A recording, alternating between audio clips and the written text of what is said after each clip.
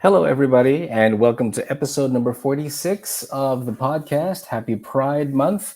And this is the last Wednesday of Pride Month 2024. And we are bringing back for this last Wednesday, we're bringing back an episode that we had last year.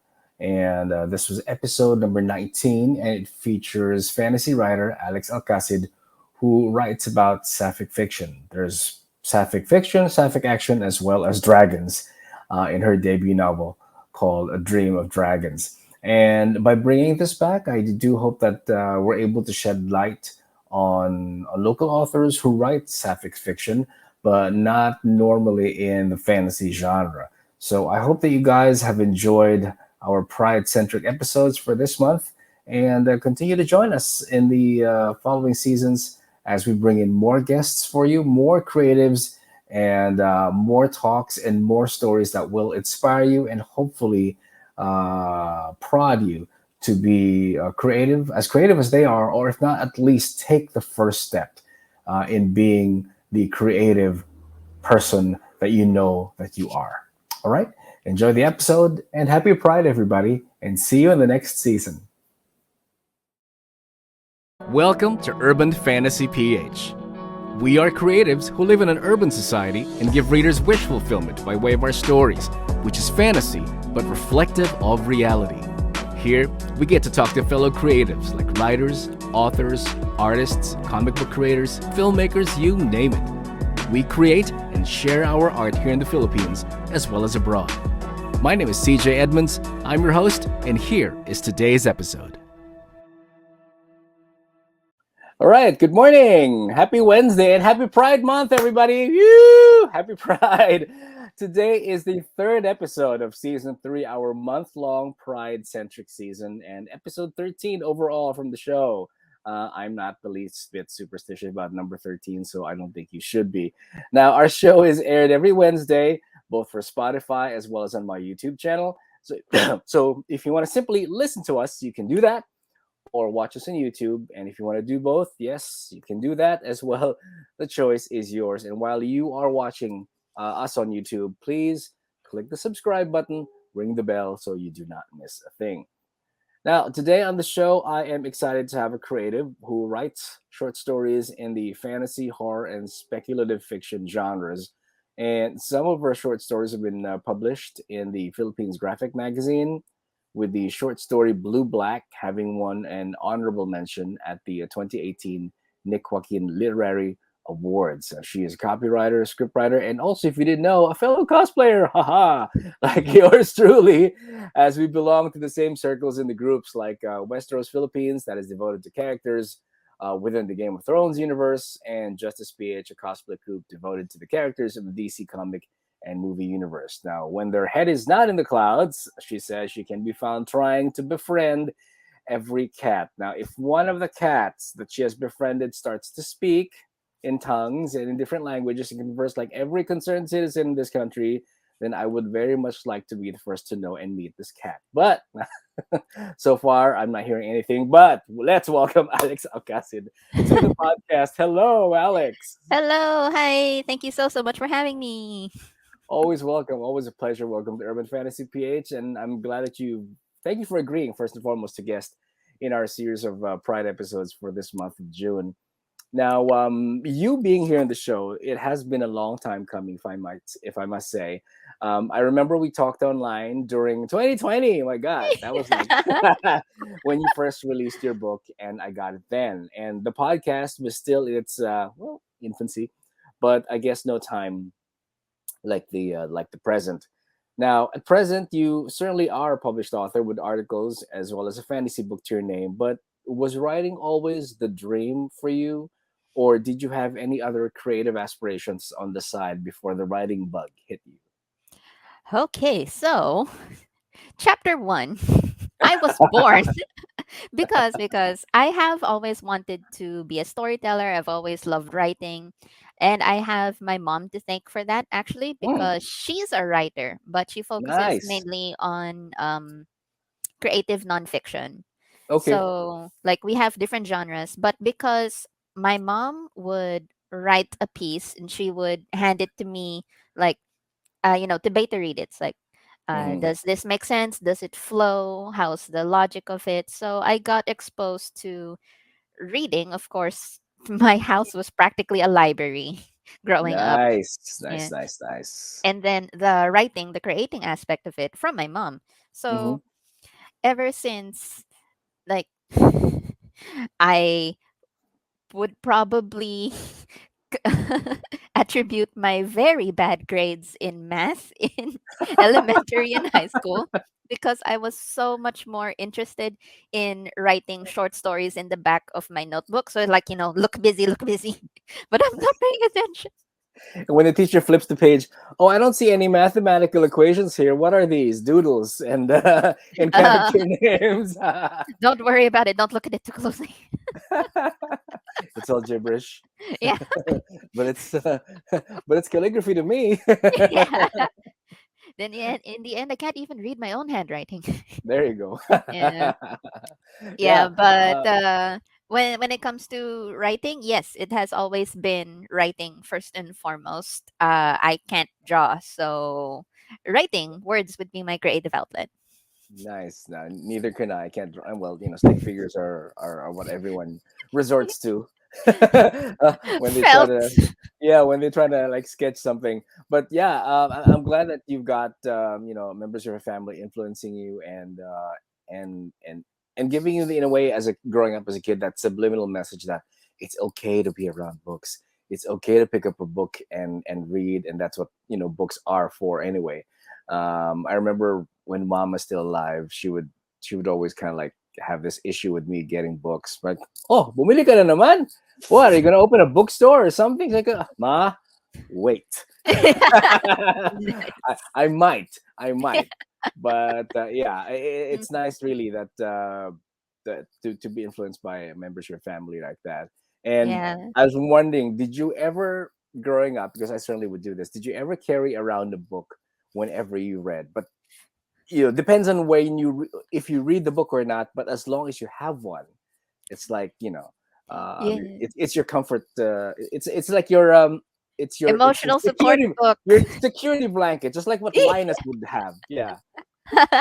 Yeah, yeah, I did. I'd have whatever book I was reading, even if I wasn't reading it at the time. I just have it Hmm. like in my school book bag or in a bag when going out on errands. Like I just have a little book in there. And plus points if I was reading a hardbound that I Oh just yeah. could not put down. So okay, you're coming with me, and it's like really heavy, but it's worth it. It's fine. I don't care. Yeah, if Yeah. it's like Stephen King thick hard bond, yeah, yeah, yeah. Oh yeah. I'll lug it around. No, no, no. Hindi ko tatago sa tote bag ko. Hahawakin ko, i-display ko 'yan. So that if I come across someone who says, "Ay, hindi ako nagbabasa." Bang! Automatic. The thicker the book, the better. Yeah. I'm sorry, but we're not giving writers a good name, fostering a good name by saying that we are violent. No, we are actually, very. No, we just love reading so We just love much. reading so much. All right, we're not combative in any way. But you know what? There's this one experiment that I tried when I would go through should I say the place, but the Changi place where there's so many cell phones in it, and that's so somewhere in the San Juan area because everyone knows where that is. Whenever I would bring a book, none of them would sass me about the sir, phone, sir, pagawa kayo, ganon. But I don't know, it's just a weird thing. No one would come up to me whenever I bring a thick book with me. I, Huh. I tried this before. It's like I tried like 3 times. So it's like, what is it about books? Ano ba to? Is Yeah. this like garlic to a vampire to those people? It's like a hawker repellent. Yeah. Hawker repellent. Perfect. Yes, hawker repellent. True, true, true. Oh god. And without a book, you feel like, it's like it's not complete. It's like you don't have a pen in your pocket. That's another Yeah. thing that will always have to have in your pocket. You have to have a pen. If not, Yeah, for other agree. people, it's a it's a cell phone or a power bank or whatever. For me, it's a book and a pen. Well, the reason I ask this is because as writers, we always begin as readers, right? That's You got true. to That's start true. somewhere. And was there ever a book or maybe a specific writer that profoundly changed the way that you read or the way that you looked at books and made you love the act of reading? Oh boy. I would have to say fantasy author Garth Nix. Like, Hmm. yeah, Which they I had. have still to read. Sorry, Garth Oh, Nix fans. I think I was like a second year high school when I found his book Sabriel, the first Sabriel. in Yes. the first in the Old Kingdom series, and it Yes. was just like a fantasy world opened up for me. It's like, wow, you could do that. You could just make worlds like this. That. So in like in reading that, and then of course I got completely obsessed with the rest of the series. I'm following his page, and I'm stalking him on Facebook, waiting for the next Garth Nix to drop. And essentially, yeah, he kind of became a role model for me because of his storytelling. Mm-hmm. So uh if there is like one book that I would have, just emotional support book, even if I don't have the time to read it, I'm just happy it being there, it would be the first Sabriel. That, Mm-hmm. like, I have one still in plastic. Nice, nice, nice, Yeah. nice. Yeah. I have all four in my shelves, or not this shelf behind me, but on another shelf Hmm. in another house. All of them are there. Sabre, Liriel, and what's the uh, other one? Abhorsen, Golden Hand, Abortion. Yes, Clariel. and Golden Head. Yeah, and Clariel. Yes, yeah. Yeah. Golden Hand, is that the one with a silver cover, uh or I think it's so? like Yeah, goldish, and yeah. goldish. Yeah, I, there's that like series where they have a symbol on the cover, that yeah, magic yeah, with a symbol. symbol. Right, Yeah. right. Pretty The cool, pretty cool. Yeah. Yeah, all right. Yeah, That's a and reminder for me to read it now. yeah. That's like personally the one that started me on this. So on this shenanigans. Thanks, Garth. Uh, Paging Garth Nix, Garth Nix. You had a Thanks, phone call Manila. waiting for your line three. So, what is it about his work that made you appreciate the act of reading? Is it the way that he would stitch sentences together, or is it his world building? I would have to say it was the world building Mm-hmm. because, okay, for our readers and listeners, I mean listeners, watchers, audience, hello, who don't know, The Old Kingdom by Australian author Garth Nix is essentially how I would describe it. It's about reverse necromancers. So Mm. right? The main characters, like Sabriel, she is a mage, uses magic and sword steel, all nice, like sword and shield, fantasy, medieval world. That's the aesthetic. But their magic is that they specialize in making the undead permanently dead and like banishing them into true death. So the Okay. simple concept of necromancer, but not. It blew my little, like, second year high school mind. Like, it was a concept I had not encountered before, because like the D&D and other typical fantasy media, accessible, it's very tropey and stereotypical, like necromancer bad, undead bad. But this one uses that same like death magic, Mm-hmm. but for good. Okay. So it was the world building of it, and of course, it was one of the ones that came with a little map, past the front cover, uh, goals for the future, and every so often, you like, I would be reading it, and then I'd check the map again, and Yeah, yeah, yeah, yeah, yeah. yeah, and Maps are love. maps If you good, if maps good, maps good, Yeah. and like the way he describes it, like he had a way with words that would really paint a picture in your mind, so you could uh visualize, or at least I personally visualized very, very clearly what the landscape looked like, what the rivers, the fortifications, the battlements, the buttresses of the castles, what they look like. And yeah, yeah. Because I first found it, like, I first came across this story in high school. I was like, I had a lot of energy for imagination. We And all did when we were in high school. yeah. So I guess it was a very, very pivotal moment and very impactful because of his world building.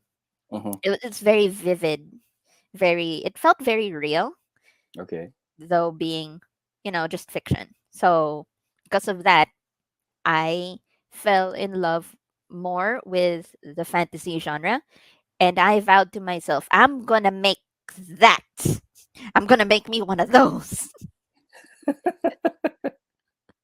Dang, I tried. Yeah, I'm not just gonna buy one. I'm gonna make it. So Yeah. and you certainly did. And as creatives, when we finally take it upon ourselves and make that decision to write, to Mm, commit, to feel that we automatically want to do that, so many ideas just come in all at once. It's like a buffet of ideas that we want to take part of, this and is so uh, true. and and I'm sure that it's because of Garth Nix that you felt that fantasy was the first choice of a genre that you wanted to write in. And for those who are curious as to how the book looks like, it's right here. Yay! Yes. Thanks. Um, color blue. Yes. And yes, of course, with dedication. Right over Yay! there. Right. Thanks, CJ. Thank you. Yeah. For those who are equally curious about what the book is all about, can you give us your elevator pitch, minus the spoilers, of course? Oh boy, let me tell you, if I could go on a very tiny side anecdote because, about the concept of an elevator pitch. I, I had not, I had not self-published Dream of Dragons yet, and yeah, it was before the pandemic because I published it 2020. It's a pandemic baby, actually. Yeah, yeah, So yeah. yeah, I went with my mom to a Nick Joaquin Literary Awards night. uh she won something then, and one of the heads of a publishing house, a local publishing house, was there, but they had been like a couple glasses into the wine already. And mom and some of her writer friends said, you have a book, you have a manuscript, right? You should pitch, like right now. Woo! Right now. Right on the spot. My Right goodness. now. And like, I did not even know what a pitch was. Uh-huh, It uh-huh. was like I had been working as a copywriter, but the pitch deck was not my job.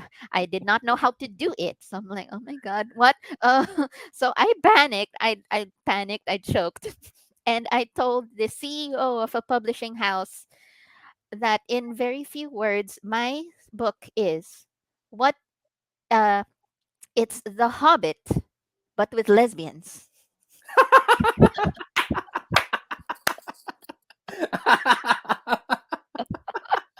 That is the best pitch ever.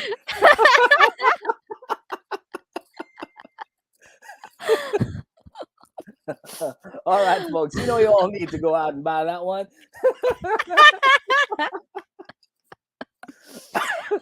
So like I'm not wrong. I'm technically not Yeah, yeah, wrong. yeah. You're not wrong. We don't have a Smeagol in the book though, but we do have lesbians, that's for sure. we got lesbians. Okay, a proper elevator pitch of it would be that it's a young adult fantasy, there and back again, where the main characters are they get romantically involved with one another, and there's a dragon. There is at least one dragon, and Yeah, there is at least one dream. exactly. Oh my god. Oh wait, so you may want to take the S out of the dragon though. It's like Yeah. it's still. Symbolically, there is at least more than one dragon. So Yes, exactly. okay, okay. Oh boy. Uh, to probably describe it a lot better instead of being such an ADHD gremlin about it. It's a young adult fantasy with LGBT themes where have you ever been asked to introduce yourself and then you blank out and have a moment like I Oh have never met God, this man yes. before in my life. First podcast ever. I felt that when I pitched my own work, it was like I was all over the place. But if you ask yourself, like, what's your book all about? Oh, it's an. You feel so eloquently when you phrase it out, but when someone actually point blank asks you what it is, eh, Yeah. how can I condense this this 100 page or 100 page manuscript into to I don't know, a 30 word paragraph pitch? It's Yeah. impossible. Yeah, exactly. It's like those pitch I don't even know what you call it, like pitch events on Twitter where you Oh have yeah, to yeah, yeah. fit your pitch within the Twitter word count. Oh God, I hate that. I How? hate that. No, no. It's like I tried a couple times, but like how do I explain all of this shenanigans? It's got dragons, Right. lesbians. There you go. That's all you need to know. Dragons, lesbians, and it's a quest in a way. Yeah, Yeah, yeah. and It's there's this. a there and back again with some political leanings, Hmm. a adventure through different biomes. There's an assassination plot. Uh-huh. An evil queen. Oh, we gotta Yes. love an evil queen. Yeah, that's exactly. Yeah, Yeah, yeah. yeah. We Whether stand an she's evil supposed to know queen. it or not. Yeah, But yeah. yeah. Is this your first time to write sapphic fiction? And I don't know. Is it also? I mean, what is it also about sapphic fiction that made you want to write in that genre? Actually, yes. This is my first sapphic fiction piece. Cool, cool, cool, cool, cool. Yeah, yeah. Quite surprised that it's the one that made it like novel length, right? Mm. Yeah, because I usually write short stories, so usually my ideas uh peter out after 5,000 words max. Yeah, just kind of run out of steam. But this one made it It's more than to 5,000 words, that's for sure. See how thick that definitely, is. yay! Yeah. Fun fact: I googled it, and Dream of Dragons is around the same like page count as Harry Potter and the Prisoner of Azkaban. Yeah, Ooh, like nice. 120. Yay! Anyway, 120, yay. yeah. Cool, cool, cool, To cool. I'm so sorry if I get off track. Disclaimer: I do have ADHD, but I'm getting there. Nah, that's not something Yeah. to be ashamed about. It's actually a superpower when you think about it. You just knew all of the thoughts. But Yeah. a sapphic fiction. This is my first sapphic fiction piece, and well, how I came to write something so very gay. I mean, could be gayer, you know. That might be Yeah. in the sequel. Now with 20% more gay.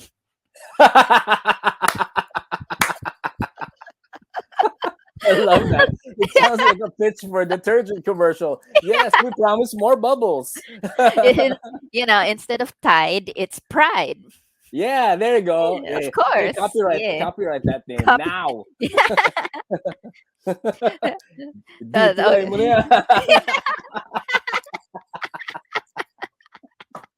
oh, Oh, okay. jeez. But how I did come to writing sapphic fiction. Well, there's some unrequited love in that backstory because I Uh-huh. did come from a Catholic all girls high school. Mm-hmm. Okay. It's the most likely place to find baby lesbians, honestly. In my batch, there were quite a few. So, And baby yeah, yeah, dragons, confirmed. perhaps. Yeah, the baby dragons. Yes, baby rainbow dragons.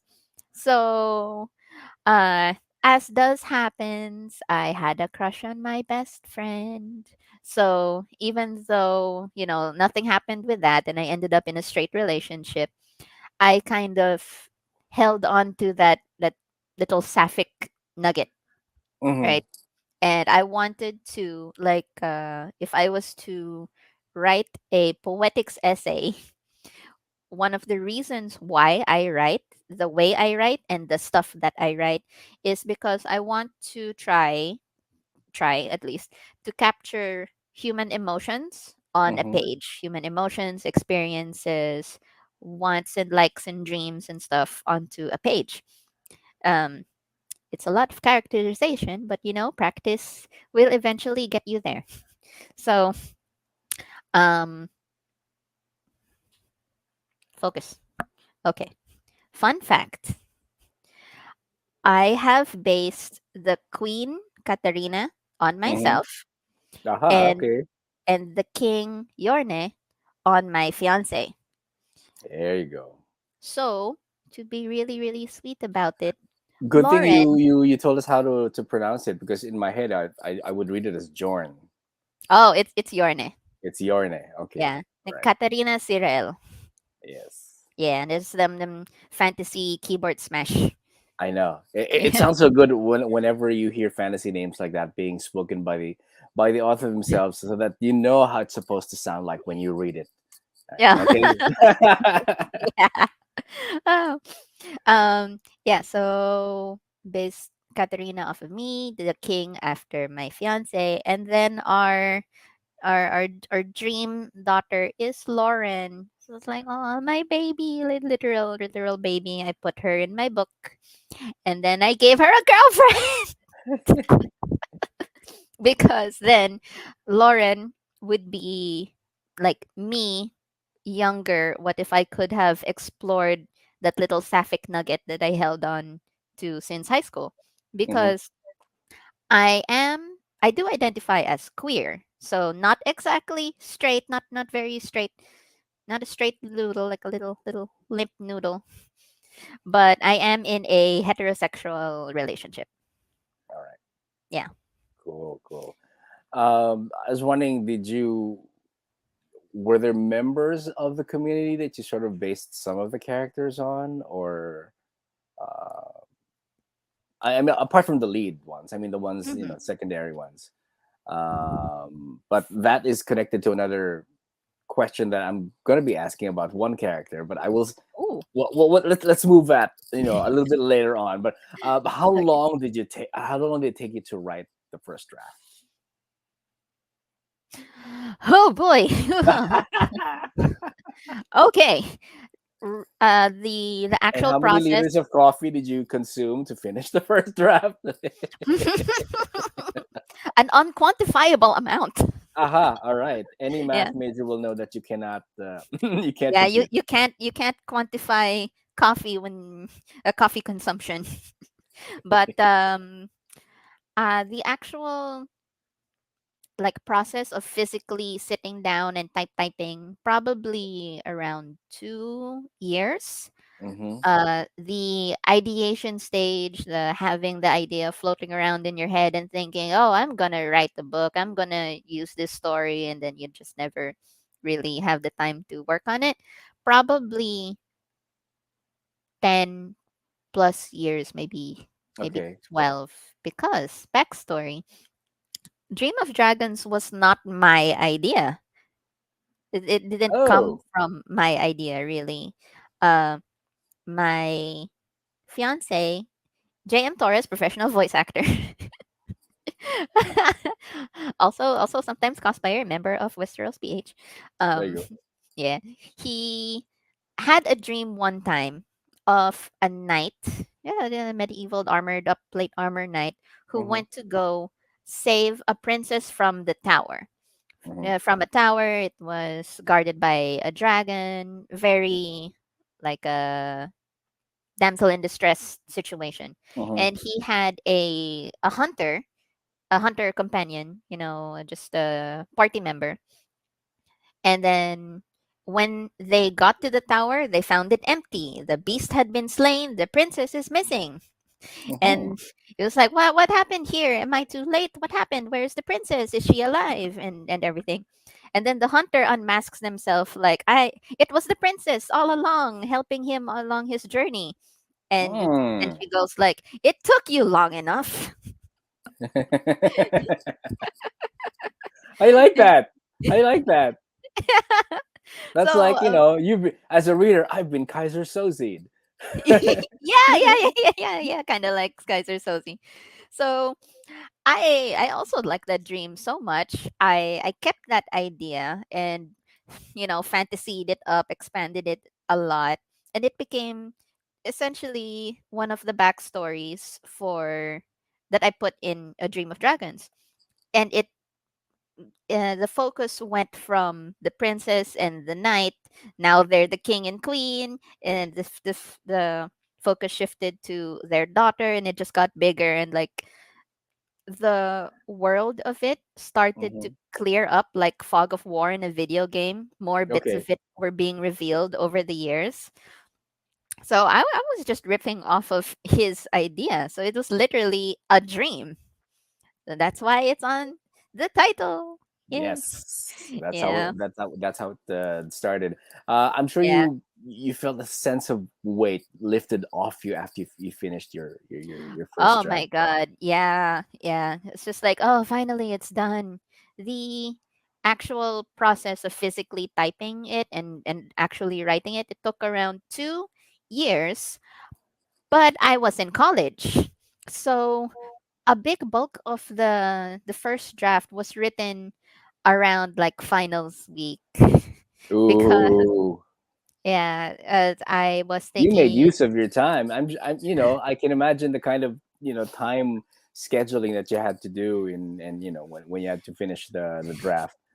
Uh, Oh, like was word count even something that you were aiming for, or as long as you got 10 minutes in, you're okay, regardless of the word count? I did like Google, how long is a novel? 70,000 words. Okay, the goal is 70,000 words. So, because I was so stressed about other aspects of my life, so school, right? Of course. Writing became the de-stressor. So, after a whole day at school doing animation stuff, drawing, and other stress, I just type fantasy, fantasy, fantasy, fantasy. When I got home, just Newman. And I did want to get better at writing, so I gave myself a challenge. Every day, I would write 500 words of anything. Hmm. You like usually that kind of writing exercise would be just write anything like a diary or whatever. But while I'm at it, why not just extend my story? So I could hit two birds with one stone, practice writing and expand my story. So I did at the very least, 500 words every day while I was channeling that stress from school into my story. So eventually I reached like 130,000 Whoa. words word count within a couple years because the 500 words a day thing, it started as the 365-day challenge. Every day for a Yes. year Oh I'm going to God. write Every day for 500. a year. Yeah, yeah. Yeah, I've tried it every year, like roughly every year since 2017, and I still Hmm. have not completed one full year. Yay. That's That's okay. You can always yeah, do it's hard. NaNoWriMo in November. So. Oh my god, I did. I completed one NaNoWriMo. Don't read it. It was not good. I don't know how people manage to make passable NaNoWriMo, Oh passable God. novels. I guess it's that the thing is just, regardless of how it turns out, regardless of how many grammatical errors you may have, as long as you reach 50,000 words as a first draft, that's Yeah, pretty much okay. For you those churned who it out. are Yeah, for those who are listening and wondering what is NaNoWriMo, well, we discussed this last week, in passing. It's National Novel Writing Month, wherein it's the aim of that movement is to write 50,000 words, first draft of your book in a month. You can do that 500 words a day, or some people are even, I don't know how they do this, but some people wait till the last week to cram their words in. I don't know how they do that. They probably do not sleep, but the the best gauge for your word count is at least 1,200 words a day, so that you can at least meet the 50,000 words at the end of November, and it only happens in November. If in case you are wondering, all right. So yeah, I can imagine, once you're done with the first draft, and then it's done with editing, goes through that, and goes to print. I can imagine your heart going put up as you wait your first proof. Yes, thank you, Kylie Minogue, for allowing us to plug your new song. But I just had to put that in because it's the one song I've been listening to for the past couple of weeks. Nice. The So, LSS for this week. I know, yes, but thank you, Kylie. We love you, Kylie. Madonna, when is your next song? I'm waiting for that. Damn it. Oh, yay. Yeah, she's too cool. Well, she's busy rehearsing for a greatest hits tour, sort of. So I hope she comes back here. It would be great to Yeah, that see would her be nice. again. That would be nice. Yeah. So with again within the subject of fantasy is running. What is it about fantasy that you felt that it was perfect for the kind of sapphic fiction that you wanted to tell? And did you sort of toy around with the idea that perhaps subgenres like, I don't know, magical realism or paranormal fiction could have also been the other genres that your characters could exist in? Uh, Realistically, Hmm. I would say that any genre has the potential to have a little queer representation in it. Uh-huh. Like it's like with a little elbow grease, you could shoehorn in a uh real real no realistic Yeah. representation. Mm-hmm. Yeah, it just really depends on the character and what angle you want to go in. But I personally went with fantasy because uh girls in armor, hot. Best answer ever.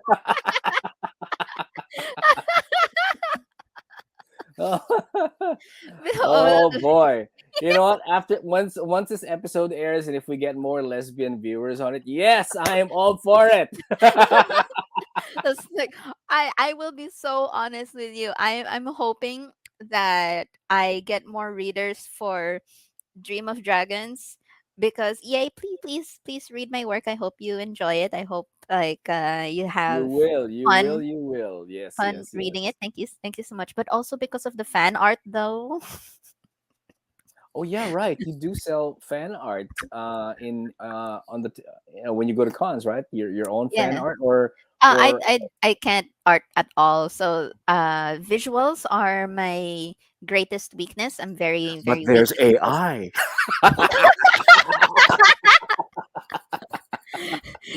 Princess X Huntress prompt.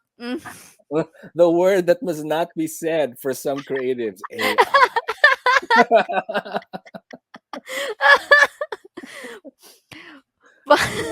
but but okay, that's like one, maybe the most important reason.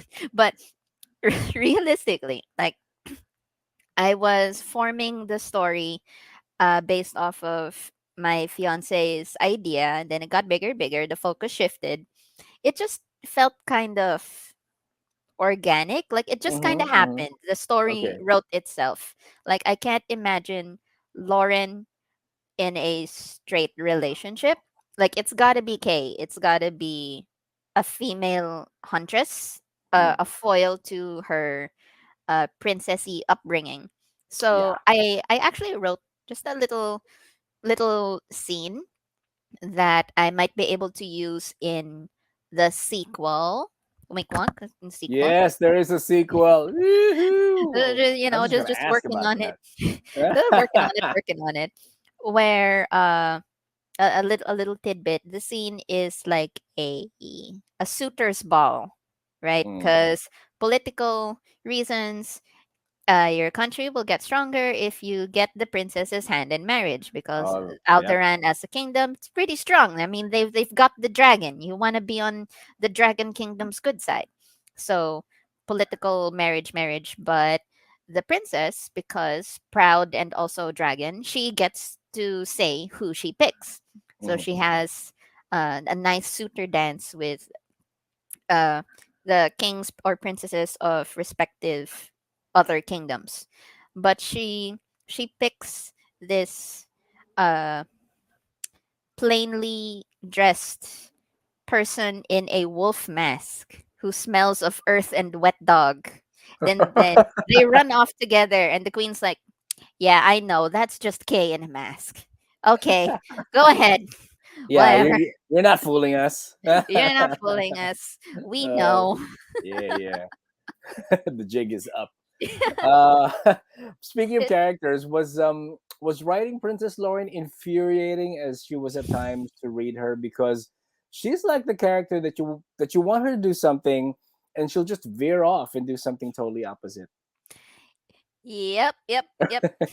Yeah, because it is a YA fantasy, right? So I made it with young adult readers in mind, and other young adult protagonists are little shits that you want to yell at.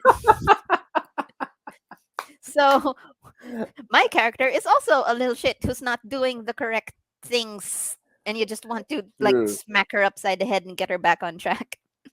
It's foolish and foolhardy. That's what the Mhm. rest of the party characters are for. There you go. That's what Yeah. YA characters are anyway. So Yeah. Bella, that we're talking to you, Bella.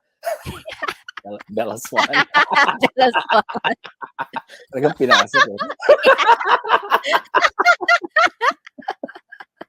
She can be infuriating as well, but nonetheless, we still read on up until the last one. Admit it. And Oh Kristen boy. Stewart in the movies, though. Yeah, yeah, yeah. True, true, true. Kay the Huntress, on the other hand, feels like a character who, at one point, knows her limits, but also seems to know from day one what she likes. So, I was wondering, do you think it's because of the upbringing in the wild that sort of makes her decisive, unlike the princess, who is, she's living a sheltered life, and so she has more choices. She has all the time that she needs in order to make her decisions. I'm not in a rush. I'm a princess. Yeah, exactly. Kay's more down to earth upbringing is a foil to Lauren's very silver spoon vibes, Mm-hmm. because Lauren has a fallback. She is a princess. She can just go back and take over the castle if she completely botches this very ill thought out plan to help Oh her God, mom. yes. Ill thought. Yeah, Oh, tell me about it. ill thought. I was like cringing. If I could just reach into the page and just smack some sentences like, "Ano ba? You're going back again?" It's like, Yeah, how many times do you have to go back you out and talk? already got locked in the tower. What are Yeah. you doing? This is just, it's just very wild, and I was a lot younger than I am now, so Mm-hmm. I could probably rewrite Dream of Dragons if I had like the opportunity to get it traditionally published, like Mm-hmm. change it up again a little bit, make Lauren not such a little shit. But Kay being rougher, um she had to grow up a lot faster because Yeah. she ended up alone with only Matri, her wolf, at a youngish age. So she had to fend for herself, pick her battles very, very wisely, because Mm-hmm. these ones don't have a safety net. Right. Yeah, so there's also that clash of, no, princess, don't do that. Princess, why? Why have you done this?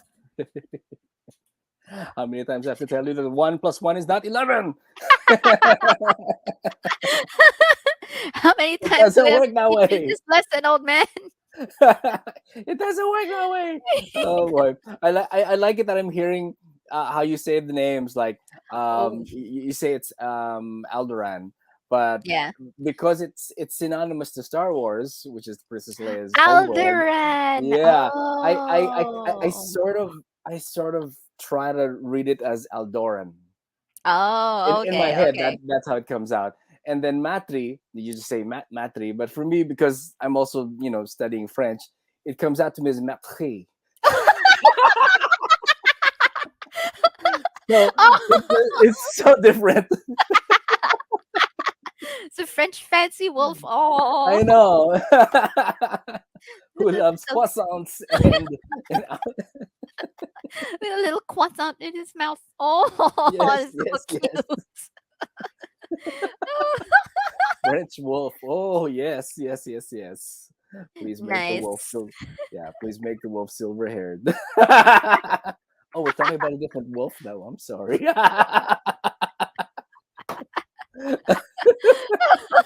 When did that come out? Anyway. Oh boy. Oh boy! But if you guys know any silver haired wolf, don't just send it my way. I'm good. Um, so just had to squeeze that in. So next is sort of a two-part question. Question one character that I like and would love to see more of, and I don't know, he could be a closeted queer character for me, but if he actually is, that would be great. This would be the character of Cassendir, the mage scholar. And you also wrote in the acknowledgments that he was a character that you borrowed from someone else, and equally thanked him in the acknowledgments. The guy's name is Blake Van Dongen. I hope I'm saying Yes. it right, for the use of it. Which brings us to question two: is he, along with Melissa Starling, whom you thanked as well, writing mentors? And was Cassendir a character that was planned, or he just simply snuck into their narrative like some of the characters that we write?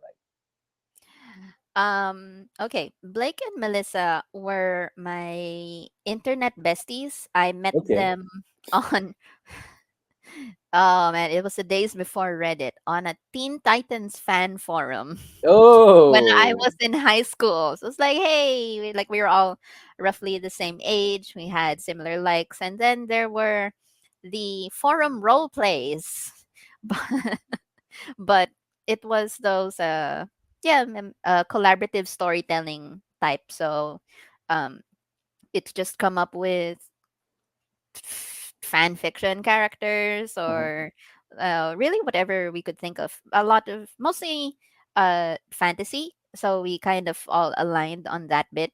And Blake's character, he has two actually: Cassendir the mage and Elysia, the paramour, the slave girl lover of Princess Seraphis. Yes. Yeah. And they're With not another writing lesbian. mentors. They're just so many princess lesbians. Yes. Nice.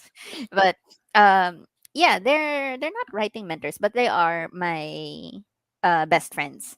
Okay. So because of the collaborative storytelling, um Blake helped me quite a lot to build the world of Alderan, build the world of Dream of Dragons. So um like he helped me brainstorm, he helped me Mhm. flesh out locations and characters. He is really good at the political and trade relations between kingdoms. It was like, oh, Mm. government. I forgot about that. How does Yeah, the yeah, yeah. government work? How do trade routes work? Oh my god. So um he helped me figure that out, which created collaboratively a more believable world.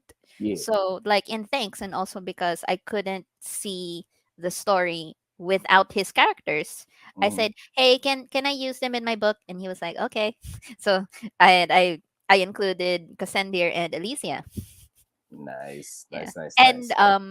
about that, about Cassendir, he is a little queer coded actually.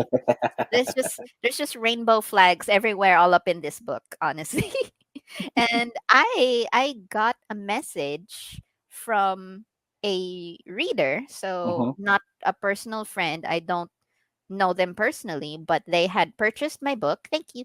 And really sought out my writer page to send me a message just to ask, is Cassendir gay? And is he going to end up with Kaiten in the sequel? I'm like, I didn't Ooh. think of that. I could consider it. Thanks for giving me the tip. Hope you're I don't have to pay you anything for that tip, but thank you. Then I really appreciate that someone reached out with this really burning question. And I love it when readers do that. I mean, I guess sometimes readers don't realize the value and as well as the thrill of being asked questions like that, uh on the fly or just out of the blue. So if in case you are a reader and you're deliberating whether to send a DM to an author that you read, that you liked their book, or this one character, it may not even be the main character that stood out for you and you felt so much empathy for them, go ahead and do that. Yeah. It will make our day. It will make Yeah. our day. So I Yeah, please. strongly urge you to do that. And Authors are, yeah, yeah. Authors are people just like me and you, and we do appreciate feedback and just the knowledge, I think, of someone out there is reading and enjoys, of course, enjoys mhm, something that we made. It's like there's a butterflies in the stomach. Like, thank you. So flattering. exactly. Yeah, yeah, Yeah.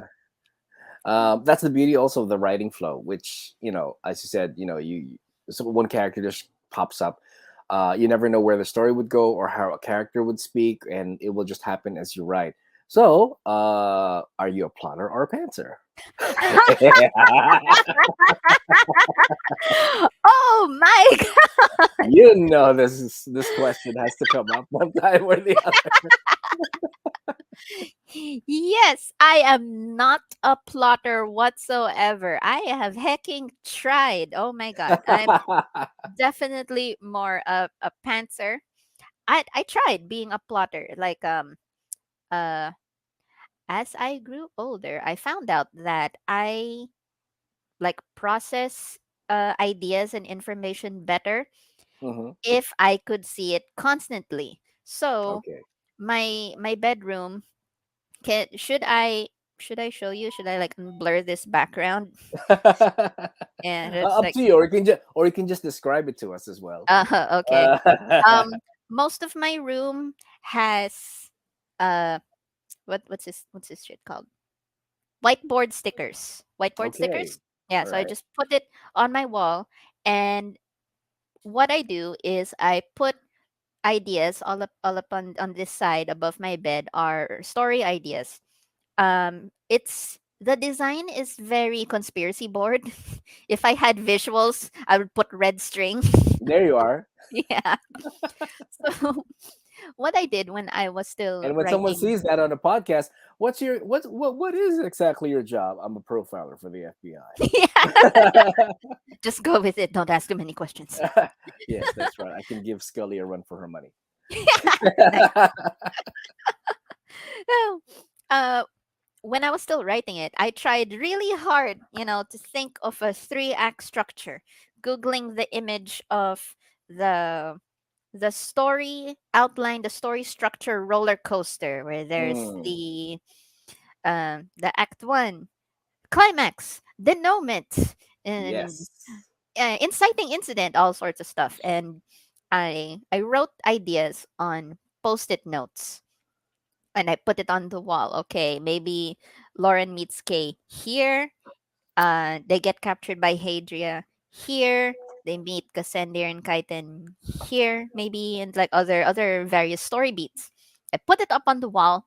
I studied it, adjusted it, all sorts of other, you know, plotting a proper three-act structure. And the story followed none of it, almost none of it. It's like I was just writing and then it wrote itself. It took itself where it wanted to go. I agree. I agree. It, Yes. it, it happens like that. It happens like that. For those who are wondering, what are these two talking about? A plotter is basically the kind of writer that you are, wherein you have to put everything, I don't know, in a bullet point or even in a Yeah, like a in, like an in, in, outline. in an outline, yeah, or a sort of a timeline wherein some things happen to specific characters, and if you want flashbacks, you can insert it wherever you feel that it's needed. Pantser is just basically someone who writes or does things by the seat of their pants. In short, it's instinctive, and it's organic, and it can go into many different directions. And if you yourself out there, you are a writer, you're creative, you certainly know how that feels like. And it doesn't mean that because you're a plotter, you're in the right and pantsers are wrong, and vice versa. Just because you're a pantser doesn't also mean that being a plotter is wrong. It's just whatever mode of creativity that works best for you. That's Yeah, really how it is. And exactly. if you can do both, then that's also okay. You become a, what do you call it, a plantser. Yeah, so you do both. Yeah, Yeah, yeah. Could that's not pretty be much me, honestly. I think I sort of walk somewhere in the middle, Hmm. so Nice, nice. which is good. Was there also a scene or maybe even a character apart from Cassander that was not planned and it just grew out when you were writing it? Oh, oh, actually, the War Master and Spy Master. Oh, Uh, okay. yeah, they were not really based off of anybody in my personal life. Mm-hmm. It was probably like D&D stock characters, like they're just minis that came to life one day, and they just happened, I guess, because I needed to fill in, like I needed NPCs for the castle. There needed to be more people to make it Yeah, feel lived in. right. And Blake was like, "Okay, how does the military work?" Okay, I forgot about the military. Yeah. I need a general. All right. So it's like stuff like that. And as I was writing, they just kind of popped into existence Hmm. and came to help, like if I could characterize them that way. So in the very first chapter, it starts with Lauren as a child, essentially being babysit by the War Master and Spy Master, because there was a role that needed to fill, and then they just became their own characters, and I quite love them. They became quite beloved to me, and yeah, yeah, they just kind of happened from all of the pantsing. They Hmm. just Hmm. poof. Yeah. It just happens. It just like mushrooms. It just sprout They out. just sprout out of nowhere. Yeah. No control whatsoever. Mhm. Was there also, I don't know, did you ever also thought of creating your own, I mean, you're already creating a system of government, borderline countries and all that, and names for places. Was language also something that you considered making? No, because J.R.R. Tolkien is just Oh, yes. god tier, making Tolkien is the master for woo, that one. yeah, just making a whole. I think it's called conlang, the constructed language. Constructed language, Yeah, yes, you yes, make up a yes. language. It's like you'd have to make optionally an alphabet, grammar, words. Nah, Nah, nah, kind of let beyond him do me. it. Yeah, yeah, Let him do it. not for me. There's a whole other system of stuff that you have to make along with the world and how other stuff works. Like I had my hands full with the weird magic, so I didn't have a brain cell to really consider constructed languages. That's I fine. just maybe in For another book. maybe in another book. Yeah, that's right. Yeah, That's right. While it may also be true for writing at times, it's also true for for meetup with friends. There will be times when spur of the moment meetups will push through as opposed to something that's planned in advance. that's so true. And the importance of, let's say, having friends in the community and supporting them. This Pride Month is obviously something that all of us should do. And have you ever attended Pride marches in the past? Oh, I haven't. Oh, not I've yet. Okay. Yeah, I haven't. I haven't been able to go a lot of the times. Like it's raining because June is rainy season, and the traffic. How am I going to get there? How am I going to go home? But I do want to go to at least one. You can ask your But dragon. yeah, it's like, hey, Pahatid gonna you naman, no? ride? Pahatid naman.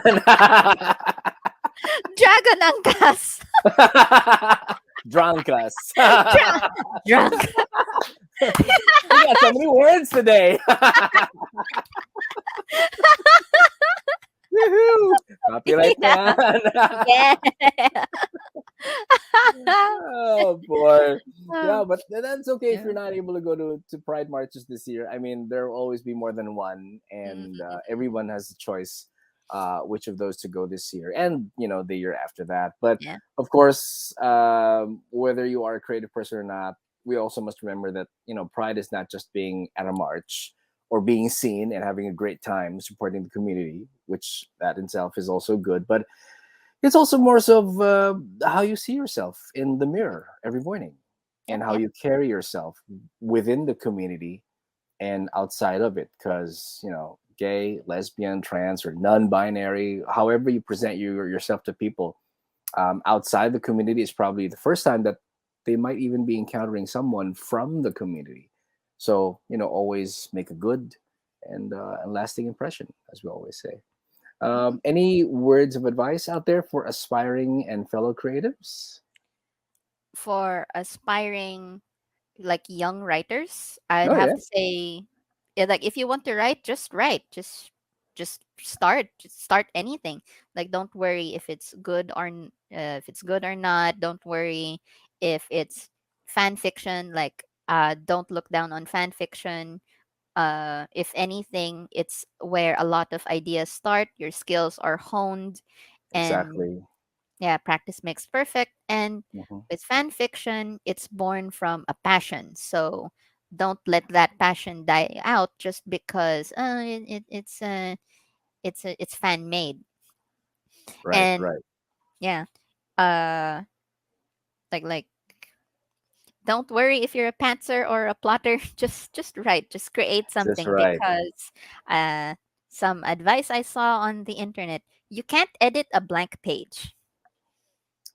Yes, that is Mm-hmm, mm-hmm, so true. All right. mm-hmm. So that means Destiel and cockles forever. So if you're supernatural, I love you, Misha Collins. Just have to say it. I must tag Misha sometime. Oh boy, uh, yeah, we're obviously Supernatural fans. So if you have not watched the yeah, show, yeah. you're missing out.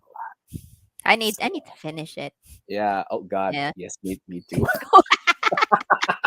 Me too. I sort of know what happens in the end, but I guess it's Yeah. that because it's already done, and I don't want to rush myself into finishing it because at least there's something for me to look forward to. So Mhm, mhm, mhm. Yeah, yeah, yeah. and Good, good, good, and good. then it'll always be you get that the high out of hearing me should just say Dan. Ooh. Yes, yes, Dan.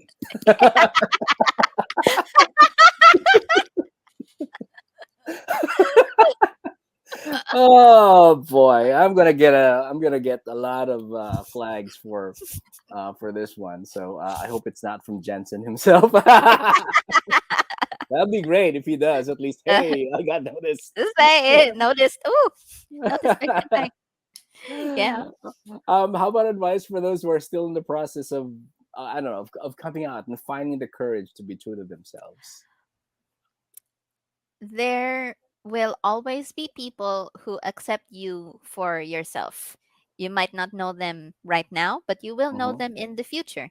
And they will be like all of the best things that you deserve, that it will come your way if you are authentic to yourself. Hmm. So no worries. Of course, it might be that you can't come out right now, but don't shove yourself even deeper into the closet that you end up in Narnia, because there are people waiting for your true authentic self outside.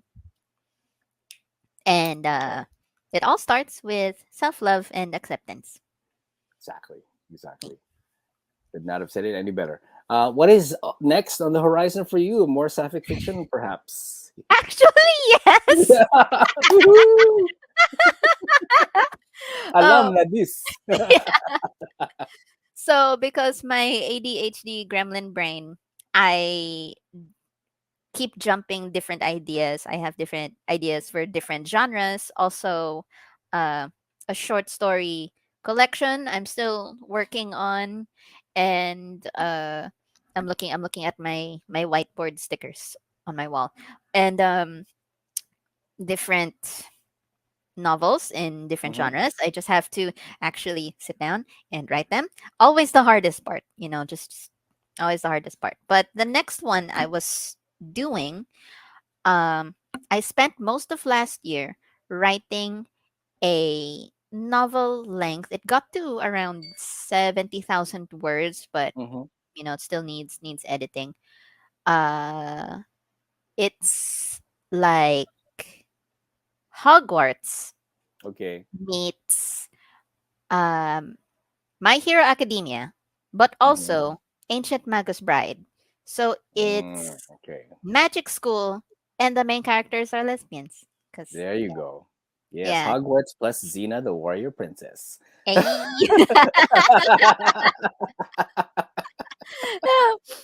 Yeah. The next one I'm working on, because it's almost done, is Magic Academy story this time, All with right. a few more uh queer characters. There's a Mm-hmm. non-binary lesbians, one trans character, several werewolves and vampires. Okay. So there's some supernatural creature elements.